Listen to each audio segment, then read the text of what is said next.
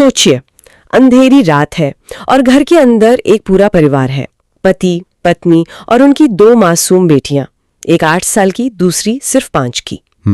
और अगली सुबह जब गांव वाले दरवाजा तोड़कर अंदर जाते हैं तो उन्हें सिर्फ धुआं, राख और 3 जली हुई लाशें मिलती हैं। तो सवाल ये उठता है कि उस बंद दरवाजे के पीछे आखिर हुआ क्या था? बिल्कुल, और ये सवाल सिर्फ गांव वालों का नहीं था, बल्कि अगले कई सालों तक हमारी पूरी न्याय व्यवस्था इसी सवाल से जूझती रही। हाँ, और आज हम जिस दस्तावेज की पड़ताल करने जा रहे हैं वो पटना हाईकोर्ट का 7 जनवरी 2026 का एक फैसला है। ये सिर्फ एक अदालती कागज नहीं है, ये एक कहानी है। हाँ, एक ऐसी कहानी जिसमें दहेज का लालच है, एक खौफनाक रात का सच है और कानून की बहुत बारीकियां आपस में उलझी हुई हैं। तो आज की हमारी ये पूरी पड़ताल इसी फैसले पर होगी। हम ये समझेंगे कि अभियोजन पक्ष मतलब प्रोसिक्यूशन ने इसे एक सोची समझी साजिश कैसे बताया और बचाव पक्ष ने कैसे इसे एक हादसा या आत्महत्या साबित करने की कोशिश की। और सबसे जरूरी सवाल, निचली अदालत ने पति को फांसी और सास को उम्र कैद जैसी इतनी सख्त सजा क्यों दी, जिसे हाईकोर्ट ने मतलब पूरी तरह से बदल दिया? बिल्कुल, ये केस हमें दिखाएगा कि कैसे एक ही सबूत को, एक ही गवाह को 2 अलग-अलग अदालतें कितने अलग नजरिए से देखती हैं। चलिए तो फिर इस मामले की तह तक चलते हैं। कहानी की शुरुआत होती है मृतका रीना खातून के भाई अब्दुल मतीन की शिकायत से। अदालत के रिकॉर्ड्स में वो PW9 है, मतलब प्रोसिक्यूशन के 9वें गवाह। हाँ, उन्होंने सबसे पहले पुलिस को बताया कि 25 मार्च 2021 की सुबह उनकी बहन रीना और उनकी 2 भांजियों आयत और बिल्किस को उनके ससुराल वालों ने घर में बंद करके जिंदा जला दिया। और इल्जाम भी सीधे सीधे पति मोहम्मद ताहिर, सास हदीजन खातून और परिवार के कुछ और लोगों पर था। लेकिन यहाँ ये समझना जरूरी है कि ये सब अचानक नहीं हुआ। मतलब इसके पीछे एक इतिहास था, एक लंबा इतिहास था। रीना की शादी को 10 साल हो चुके थे और शिकायत के मुताबिक इन 10 सालों से लगातार 2 लाख रुपए के दहेज के लिए उसे प्रताड़ित किया जा रहा था। 10 साल, ये तो बहुत लंबा वक्त है। मतलब तनाव पहले से ही बहुत ज्यादा था, इतना ज्यादा कि इसे सुलझाने के लिए गांव में कई बार पंचायतें भी बैठी, कोशिशें हुई, लेकिन हालात सुधरे नहीं। और प्रोसिक्यूशन के लिए जो सबसे बड़ा सबूत बना वो एक फोन कॉल था। हाँ, वही फोन कॉल, मैंने भी इसके बारे में पढ़ा था।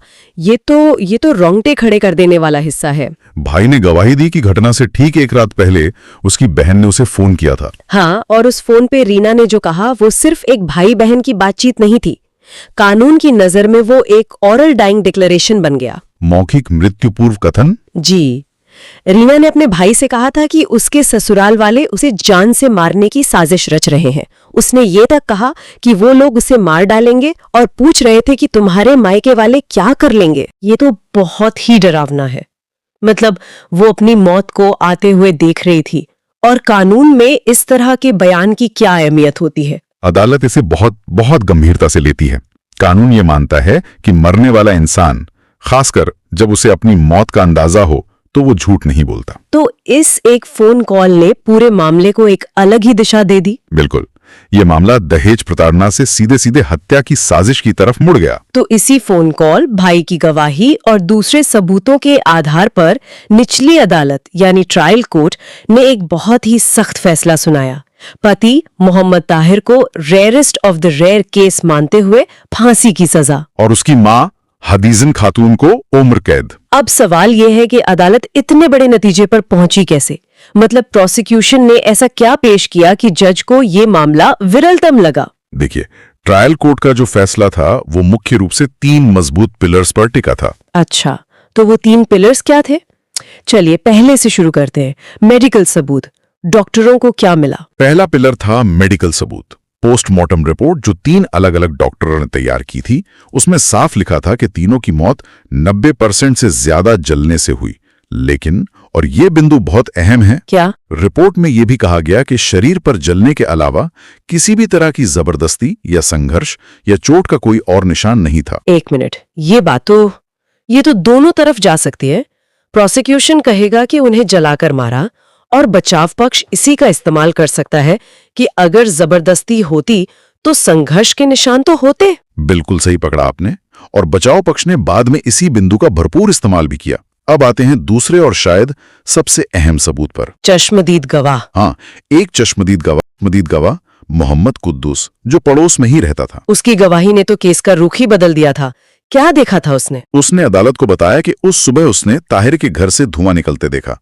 जब वो और बाकी गांव वाले वहां पहुंचे तो दरवाजा अंदर से बंद था। अंदर से? हाँ, अंदर से।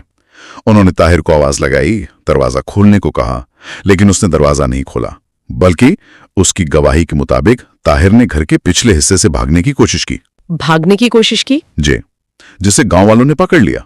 ये तो बहुत बड़ा सबूत है। घर अंदर से बंद है, पत्नी और बच्चे अंदर जल रहे हैं और पति भागने की कोशिश कर रहा है। बिल्कुल। और अब आते हैं तीसरे पिलर पर, जो कानूनी दांव पेंच से जुड़ा है, भारतीय साक्ष्य अधिनियम की धारा 106। ये कौन सी धारा है और इस केस में ये इतनी जरूरी क्यों हो गई? हाँ, और यहां कानून का एक बहुत ही दिलचस्प पहलू सामने आता है। धारा 106।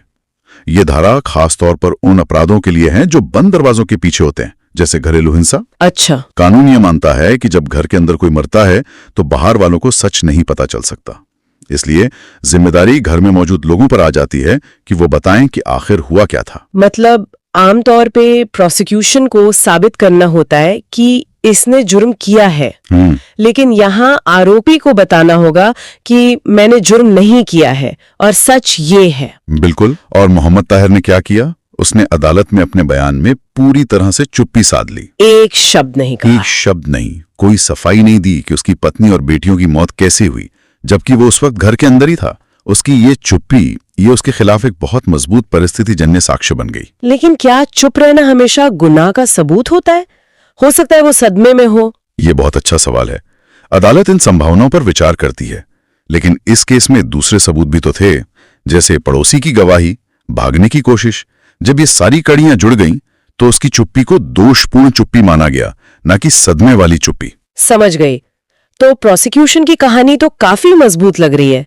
सालों से प्रताड़ना, मौत से पहले की फोन कॉल, पड़ोसी की गवाही और आरोपी की चुप्पी, इस सबके खिलाफ बचाव पक्ष ने क्या कहानी पेश की? बचाव पक्ष ने एक पूरी तरह से अलग कहानी बनाने की कोशिश की, जिसके 3 मुख्य आधार थे। पहला, उन्होंने कहा कि यह हत्या नहीं बल्कि आत्महत्या या फिर एक हादसा है। हादसा? कैसे? उनका तर्क था कि घटना वाली रात शबे बारात थी, जिसमें अक्सर घरों में मोमबत्तियां और दिए जलाए जाते हैं, तो हो सकता है आग गलती से लग गई हो। और दरवाजे के अंदर से बंद होने की बात को उन्होंने अपने हक में इस्तेमाल किया होगा। हाँ, बिल्कुल। उन्होंने कहा कि घर का अंदर से बंद होना तो आत्महत्या की ओर इशारा करता है, हत्या की ओर नहीं। और फिर उन्होंने पोस्टमार्टम रिपोर्ट का हवाला दिया कि शरीर पर संघर्ष के कोई निशान नहीं थे। ये तर्क तो वजनदार लगता है। उनकी दूसरी दलील क्या थी? दूसरी दलील थी एलिबाई, यानी आरोपी मौके पर थे ही नहीं। अच्छा। हाँ, उन्होंने इसे साबित करने के लिए 2 गवाह भी पेश किए। इन गवाहों ने कहा कि मोहम्मद ताहिर सुबह 5 बजे ही अपनी फलों की दुकान पर चला गया था और उसकी मां हदीजन खातून उस समय अपने मायके में थी। एक मिनट, ये तो अजीब है। पहले वो कह रहे हैं कि आग एक हादसा या आत्महत्या हो सकती है, और अब कह रहे हैं कि वो लोग वहां थे ही नहीं। ये तो 2 बिल्कुल अलग अलग और एक दूसरे को काटने वाली कहानियां हैं। आपने बिल्कुल सही पकड़ा। और अक्सर जब बचाव पक्ष कमजोर होता है तो वो इसी तरह की विरोधाभासी दलीलें देता है। उनकी तीसरी दलील जांच में खामियों को लेकर थी। उन्होंने कहा कि पुलिस को मौके से केरोसिन की गंध नहीं मिली, नहीं कोई माचिस या कंटेनर जब्त किया गया। और बचाव पक्ष ने एक और दिलचस्प दाव खेला था। घटना से ठीक 1 दिन पहले पति पत्नी ने फैमिली कोर्ट में एक समझौता पत्र दाखिल किया था। ये तो उनके लिए एक मास्टर स्ट्रोक जैसा रहा होगा। ये एक बहुत मजबूत दलील थी। वे दिखाना चाहते थे कि उनके बीच सब कुछ ठीक हो रहा था, वे सुलह कर रहे थे। इसलिए पति के पास अपनी पत्नी और बच्चों की हत्या करने का कोई मकसद, मतलब मोटिव ही नहीं था। तो ट्रायल कोर्ट ने तो फांसी सुना दी, मामला खत्म लग रहा था। लेकिन फिर केस हाईकोर्ट पहुंचा और वहां जाके पूरी कहानी ही पलट गई। ऐसा क्या हुआ? जी, हाईकोर्ट ने पूरे मामले को नए सिरे से देखा और दोनों दोषियों के लिए अलग अलग फैसले दिए। सबसे पहले बात करते हैं सास हदीजन खातून की, जिन्हें निचली अदालत ने उम्र कैद दी थी। हाईकोर्ट ने उन्हें पूरी तरह से बरी कर दिया। अदालत ने उन्हें संदेह का लाभ, यानी बेनिफिट ऑफ डाउट दिया। पूरी तरह बरी?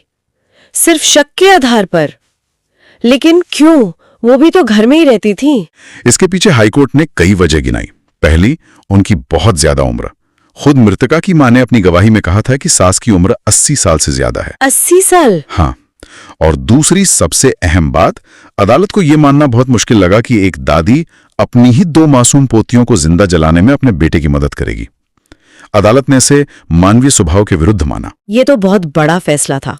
एक आरोपी जिसे उम्र कैद हुई थी वो अब आजाद थी। अब आते हैं मुख्य आरोपी पति मोहम्मद ताहिर पर। उसका क्या हुआ? क्या वो भी बरी हो गया? नहीं, जहां तक पति मोहम्मद ताहिर का सवाल था, हाई कोर्ट ने उसे दोषी माना। अच्छा। अदालत ने कहा कि उसके खिलाफ परिस्थितिजन्य साक्ष्यों की जो कड़ी है वो पूरी तरह से मजबूत है। पड़ोसी की गवाही, बंद घर के अंदर उसकी मौजूदगी, भागने की कोशिश और धारा 106 के तहत उसकी चुप्पी, ये सब कुछ उसके खिलाफ था। तो अगर उसे दोषी माना गया तो फिर उसकी सजा का क्या हुआ? क्या फांसी की सजा बरकरार रही? नहीं, और यही इस फैसले का सबसे अहम और चौंकाने वाला हिस्सा है। हाई कोर्ट ने फांसी की सजा को बदल दिया। हाँ, यहां अदालत ने सुप्रीम कोर्ट के रेयरेस्ट ऑफ द रेयरेस्ट यानी विरलतम मामलों के सिद्धांत को बहुत बारीकी से परखा। अच्छा, तो उन्होंने इस सिद्धांत को यहाँ कैसे लागू किया? क्योंकि 3 लोगों को जिंदा जला देना जिसमें 2 बच्चे हों, ये तो रेयरेस्ट ऑफ द रेयर ही लगता है। बिल्कुल, और हाई कोर्ट ने भी माना कि यह अपराध बेहद क्रूर है। देखिए, अदालत सजा तय करते समय एक तराजू का इस्तेमाल करती है। एक पल्ले पर वो अपराध की क्रूरता यानी एग्रेवेटिंग सर्कमस्टांसेस को रखती है, और दूसरे पर वो अपराधी की कुछ राहत देने वाली परिस्थितियां यानी मिटिगेटिंग सर्कमस्टांसेस को रखती है। तो इस केस में तराजू के दोनों पलड़ों पर क्या क्या था? क्रूरता वाले पल्ले पर तो सब कुछ साफ था, 3 बेगुनाह लोगों की हत्या, भरोसे का कत्ल। लेकिन राहत देने वाले पल्ले पर भी अदालत ने कुछ चीजें रखी, जैसे ताहिर की उम्र उस समय सिर्फ 35 साल थी, उसका कोई पिछला आपराधिक रिकॉर्ड नहीं था, और सबसे जरूरी, उसके सुधरने की संभावना से पूरी तरह इनकार नहीं किया जा सकता था। अदालत ने यह भी देखा कि वह कोई पेशेवर या आदतन अपराधी नहीं था। तो इसका मतलब अदालत ये कह रही थी कि तुमने जो किया वो राक्षसों जैसा काम था, लेकिन हम ये नहीं मान सकते कि तुम हमेशा के लिए एक राक्षस हो। आप इसे ऐसे समझ सकती हैं, हाई कोर्ट इस नतीजे पर पहुंचा कि ये मामला रेयरेस्ट ऑफ द रेयर की श्रेणी में आता है, लेकिन इतना भी नहीं कि फांसी ही एकमात्र विकल्प हो। तो फिर सजा क्या दी? मौत की सजा को एक विशेष सजा में बदल दिया गया।